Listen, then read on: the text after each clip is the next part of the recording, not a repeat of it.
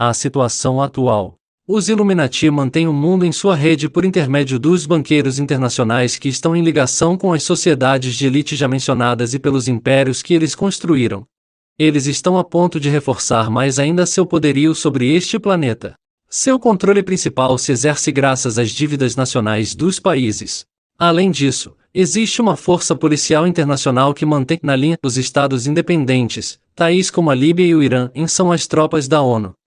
A Líbia, que manifesta sua independência com relação ao controle internacional, representa um desafio para a nova ordem mundial. Muammar al-Gaddafi é apresentado na mídia como sendo um terrorista, o que permite justificar as agressões contra seu país. Eis aí ainda o que se representa como um belo exemplo de lavagem cerebral.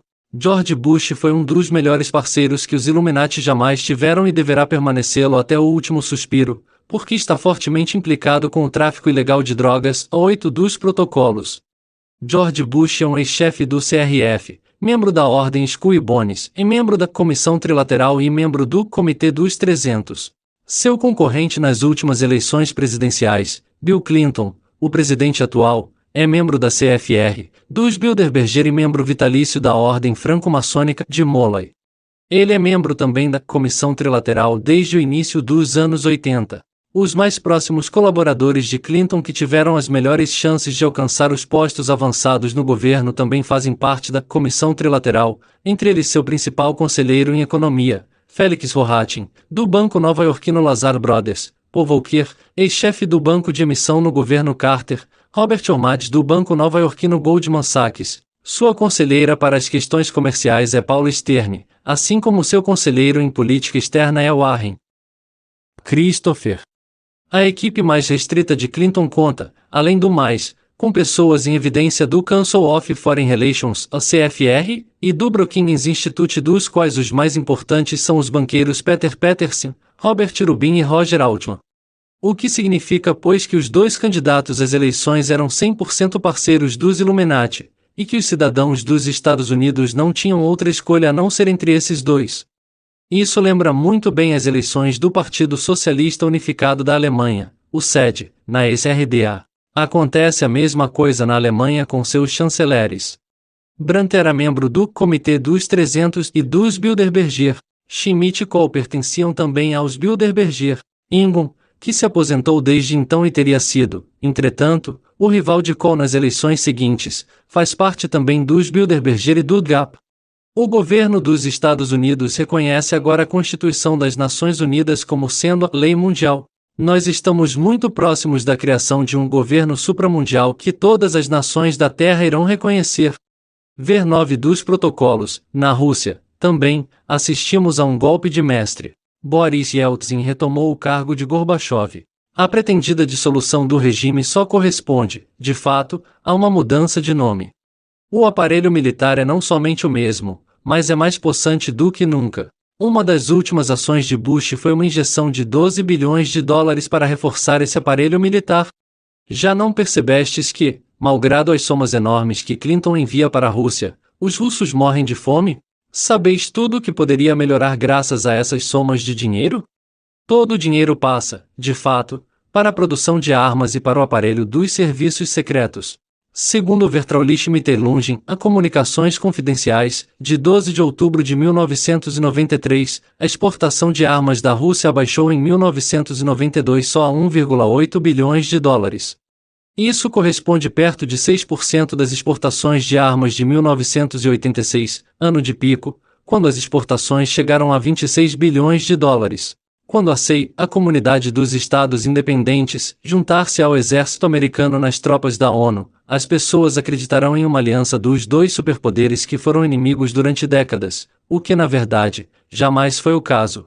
Outras nações associar-se livremente ou serão constrangidas a isso, aderir sob a pressão do futuro exército mundial. Edward Shevardnadze, ex-ministro das Relações Internacionais da Geórgia e general de divisão do KGB, implicado na tortura e na repressão política, torna-se repentinamente um amigo do secretário-geral das Nações Unidas pela mídia, tais como o New York Times. Isso é demais. O FMI torna-se cada vez mais a força dominante nas economias locais dos estados do Commonwealth. Foi sob sua direção que o preço da gasolina passou de 4 a 30 rublos por galão em abril de 1992. O Congresso dos Delegados do Povo Russo está a ponto de se revoltar contra as exigências do FMI, o que é compreensível pois a Rússia está num estado deplorável. A guerra da Iugoslávia, nós a vimos, também faz parte do cenário dos Illuminati que desejam criar um segundo Oriente Médio, no sul da Europa, para impedir uma eventual nova ordem eurasiana. Se algum dia a Alemanha ensaiar sair das garras dos Illuminati, estes poderão facilmente impedi-la, provocando um ataque da parte dos sérvios, o que seria muito fácil, pois a Alemanha já foi designada como inimiga número 1 na propaganda da Grande Sérvia. Eis aqui uma citação de um relatório das Vertraulichen Mitteilungen de 20 de julho de 1993 para apoiar o que disse, e na ex-cidade olímpica dos esportes de inverno Pali, não longe de Sarajevo, uma personalidade britânica muito renomada foi vista sendo atribuída com um dos mais belos apartamentos situado bem ao lado do escritório do chefe sérvio Karadzic. Seu nome em Sir Alfred Sherman. Sherman tem a reputação na Grã-Bretanha de ter descoberto Margaret Thatcher. Quando o Partido dos Conservadores entrou em crise por causa da saída de Edward Heath, foi Sherman que propôs então como chefe do partido, a primeira-ministra, que iria revelar-se tão brilhante em seguida. Os dois fundaram o Center for Police Studies. A senhora Thatcher enobreceu Sherman, dizem, em testemunho de seu reconhecimento. Este é apresentado em Pali como conselheiro das relações públicas de Karadzic. Mas na realidade, o chefe dos sérvios sincronizava cada um dos seus passos políticos com Sherman. Os observadores locais confirmam que nenhum dia se passa que os dois homens deixem de ter profundos intercâmbios. Os Bilderberger são uma das mais poderosas organizações internacionais que visam a um governo mundial único. Suas atividades são mantidas tão secretas que muitos deputados do Bundestag pretendem sempre que essa organização não exista. Isso é devido a uma ignorância que vai até a obstinação ou a uma vontade de dissimular sua existência? Em maio de 1973, 84 membros dos Bilderberger reuniram-se em Saltsjöbaden, na Suécia, numa propriedade da família dos banqueiros Wallenberg, com a finalidade de consolidar a hegemonia enfraquecida dos financistas anglo-americanos, a fim de que estes retomem o controle mundial das operações financeiras. É por essa razão que os Bilderberger recorreram, novamente, a essa arma providencial que é o petróleo e que já deu muitas vezes provas desse poder. Eles decidiram aumentar em 400% o preço do petróleo, a fim de sustentar a moeda americana com auxílio dos petrodólares, o que efetivamente aconteceu, segundo o jornal Spotlight. É interessante enfatizar que foi Robert de Murphy quem organizou esse encontro em Saltsjöbaden. Mencionemos seu percurso digno de interesse, e ele encontrou Adolf Hitler a primeira vez em 1922, quando era cônsul-geral dos Estados Unidos. Ele enviou a Washington um relatório dos mais favoráveis sobre o encontro com Hitler e sobre as capacidades deste último. Em 1944 Murphy foi o conselheiro político do governo americano para a Alemanha e, em 1945, o conselheiro político do governo militar americano na Alemanha. Em 1988, o encontro dos Bilderberger, do qual participou também o chanceler Kohl, deu-se em Telfs, perto de Innsbruck, na Áustria. Outro encontro deu-se em Baden-Baden de 6 a 9 de junho de 1990. Um dos assuntos abordados foi o Plano Marshall, que previa $100 bilhões para sustentar a CIA e exigia, em compensação, que os estados da CIA adotassem a economia de mercado livre. Por ocasião dessa reunião, ficou decidido também que Saddam Hussein entraria no Kuwait. O último encontro do qual tive conhecimento foi o de Evian, no Hotel Hermitage, em 20 de maio de 1992, na França. Seu principal conteúdo, denominado a Agenda 2000, visava um governo mundial tal como ele estava previsto até o ano 2000. Como podeis ver, esse governo mundial está mais atual do que nunca, mesmo que nada transpareça. Willy Brandt, já falecido, e que era membro dos Bilderberger e do Comitê dos 300, havia escrito um livro intitulado Nord-Sud, em Überlebensprogramm Norte-Sul, um programa de sobrevivência, onde descreveu um governo mundial implantado pelas Nações Unidas daqui até o ano de 2000. A Anti-Defamation League, ADL, da B'nai B'rith é uma agência de espionagem não oficial no estrangeiro que trabalha para Israel e apresentou esses últimos anos muitas acusações contra os investigadores, especialmente contra o jornal Spotlight. Ela colabora com o rito escocês dos franco-maçons, o que poderia explicar por que ela opta tão claramente para a conservação do monumento de Albert Pike e se opõe ao economista Lyndon LaRoche, que foi várias vezes candidato às eleições presidenciais. LaRoche encontra-se encarcerado desde 29 de janeiro de 1989 no estado de Minnesota como prisioneiro político, após ter sido condenado a 15 anos de prisão em seguida a um escândalo judicial montado pelo establishment americano. LaRoche tornou-se aos olhos dos Illuminati um opositor muito incômodo, pois havia descoberto os entrelaçamentos entre o establishment, a Ku Klux Klan, a ADL, a B'nai B'rith, o rito escocês, o CFR, a Comissão Trilateral, etc. E teve a má ideia de falar sobre isso publicamente. Em seguida, a propaganda largamente divulgada em público pela ADL, ele passou por ser um extremista da direita enquanto ele se bateu encarniçadamente para que a estátua de Albert Pike fosse retirada de Washington. Geoffrey Allen escreveu a esse respeito: uma razão fundamental pela qual foi riscado da história o papel desempenhado pelos banqueiros internacionais na política explica-se pelo fato de que os Rothschild eram judeus. Os antissemitas entregaram-se nas mãos dos conspiradores, fazendo crer que a conspiração provinha somente dos judeus. Nada pode estar tão longe da verdade. As instituições bancárias tradicionais anglo-saxônicas de J.P. Morgan e Rockefeller tiveram, elas também, um papel primordial na conspiração. Entretanto, não podemos negar o papel importante que os Rothschild e seus satélites representaram. Portanto, é muito injusto e absurdo recair sobre todos os judeus a falta da qual os Rothschild são culpados. É como se nós julgássemos responsáveis todos os batistas pelos atos criminosos dos Rockefeller.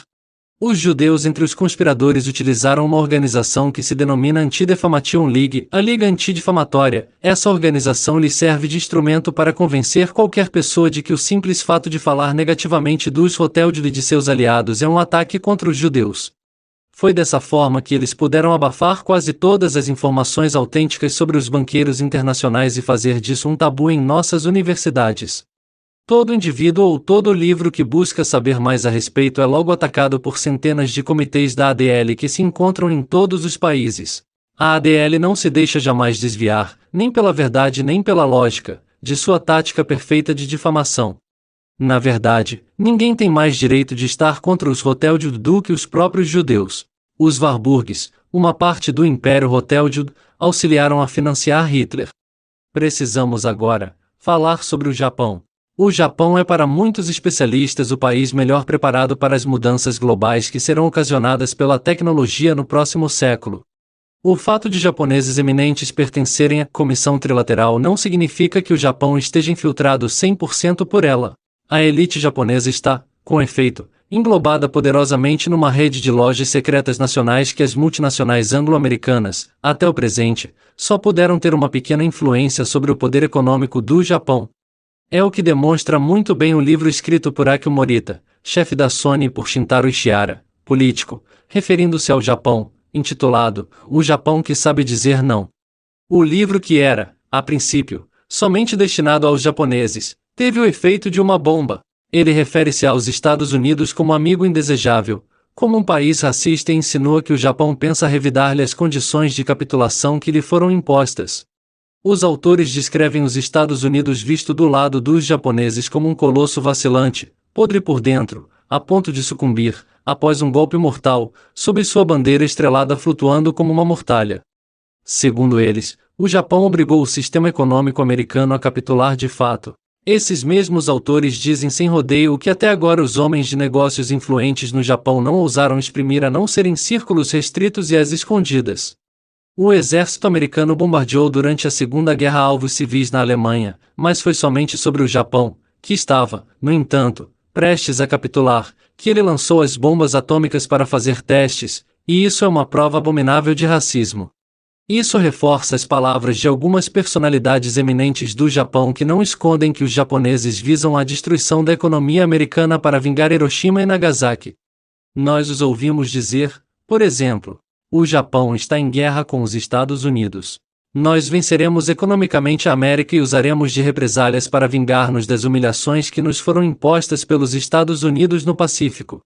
Code N 2, fevereiro de 1990, segundo um artigo do Wall Street Journal de setembro de 1991, quase um terço dos 100 maiores bancos mundiais e 4 sociedades de seguro entre as 5 primeiras do mundo são japonesas.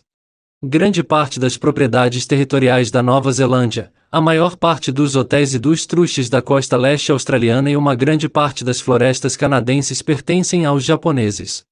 O futuro nos dirá em que medida os japoneses estão verdadeiramente controlados pelos Illuminati. A Agência dos Estados Unidos para o Desenvolvimento Internacional, USAID, é ainda outra organização que não é o que acreditamos. Segundo o livro Strategie der Spannung, A Estratégia da Tensão, de Anton Chaitin e Jessica Primack, ela serve para camuflar as operações realizadas pelos espiões da CIA e é ela também que se incumbe a principal responsabilidade das intervenções anglo-americanas em todas as partes do mundo. Existe, por exemplo, um programa USAID num montante de 300 milhões de dólares para controlar os nascimentos nos países do terceiro mundo cuja missão principal é de esterilizar as populações de cor. L. Ron Hubbard, falecido, fundador da Cientologia, é outra personalidade de passado interessante. Por interessarmos-nos nesse livro pelo lado secreto da história, vejamos mais próximo no que se refere à vida de Ron Hubbard, cuja organização foi minuciosa e publicamente desvendada. Nos primeiros dias do MK-Ultra, Programa de Controle da Consciência dos Estados Unidos, o ex-oficial da Marinha Hubbard, sabendo o que a Marinha fazia secretamente, começou então a estudar os mecanismos do pensamento humano. Após haver recusado juntar-se às pesquisas do governo como também aos grupos de psiquiatras, ele publicou o livro Indianética, a ciência moderna da saúde mental. O livro proclamava que a liberdade e a integridade do espírito eram o direito de nascimento da humanidade. O livro foi um best-seller e as técnicas de auditing de Hubbard tiveram muitos bons resultados. Com a finalidade de dominar os seres humanos, o governo serviu-se, em segredo, de alguns dos métodos que Hubbard havia proposto na Cientologia para que os seres humanos alcancem a liberdade de espírito. Outras técnicas descritas por Hubbard eram, de fato, um antídoto para os métodos MK-Ultra do controle da consciência. O governo americano lançou então contra Hubbard uma campanha de difamação diabólica, que foi conduzida pela Seção de Controle do Pensamento da CIA. Este autor, na época ainda jovem, havia revelado, aparentemente sem querer, a chave do segredo mais bem guardado da Guerra Fria. Seu escritório foi arrombado e roubaram-lhe um protocolo que descrevia os mecanismos de controle do pensamento designados hoje pelo nome de psicotronica. Hubbard e seus colegas foram agredidos fisicamente e escaparam por pouco de uma tentativa de rapto. Hubbard, entretanto, não é um cordeiro inocente, como nos mostra bem a influência enorme exercida pela Igreja da Cientologia. Ele sabia, certamente, de muitos fatos essenciais referentes aos acontecimentos mundiais, e ele não contentou-se de passar seus anos de mágico na Igreja Telema de Aleister Crowley na Califórnia, mas esforçou-se para chegar ao 33º grau do rito escocês dos franco-maçons, ou talvez mesmo até aquele dos Illuminati. Sua formação familiarizou com os princípios do poder, ele utilizou técnicas, as quais o governo usou no mesmo período contra o povo, para integrar também seus cientólogos num sistema hierárquico. Outra pessoa com influência internacional é o ex-presidente francês François Mitterrand, grão-mestre da Grande Oriente, a loja franco-maçônica mais importante da França, e membro do Comitê dos 300. Assinalamos que, entre os franco-maçons e também entre os cristãos, 90% dos membros são usados pela elite, e não têm, na maioria, a menor ideia do que se trama na cúpula. Acontece o mesmo com o Lions Club, o Rotary, etc. O eminente franco-maçom Paul Harris fundou por ordem da loja B'nai B'rith, em 1905, em Chicago Rotary Internacional. Essa mesma loja, igualmente em Chicago, criou o Lions Internacional, em 1917. Code 188, P47. Essas organizações são muito ativas a nível social baixo das hierarquias, e seus programas são excelentes.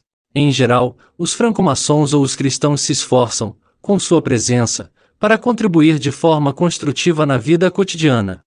A maioria, pelo menos, procura, de coração, transmitir essa imagem. Temos um exemplo impressionante com os cristãos na Irlanda, que se matam uns aos outros. Um longo estudo sobre o ser humano é frequentemente necessário para compreender o que se passa em seu foro íntimo. Nós os reconhecemos pelos seus frutos. Podemos dizer, a princípio, que quanto mais subimos na pirâmide, na hierarquia, onde os verdadeiros segredos são guardados, mais o estado de espírito se torna inverso se o compararmos àqueles dos primeiros graus. Jacob Swift foi, por exemplo, um membro elevado da B'nai B'rith e foi também aquele que tramou ocultamente a Revolução Bolchevista. Franklin D. Roosevelt, grão-mestre dos franco-maçons, empreendeu muitas reformas sociais durante sua presidência, mas foi ele que também mergulhou os Estados Unidos na guerra e lançou o ataque contra Pearl Harbor. Foi ele que também conspirou durante os 3 grandes encontros com Churchill e Stalin para vender a Europa Oriental aos comunistas. Como podemos ver, é de grande eficácia conservar um segredo, e esse método é frequentemente empregado. O selo utilizado por Washington segundo uma criação de Charles Thompson. O pássaro de pescoço longo representa uma fênix. A fênix foi, não oficialmente, o primeiro pássaro de armas dos Estados Unidos, contudo, foi substituída em 1841 pela águia marinha de cabeça branca.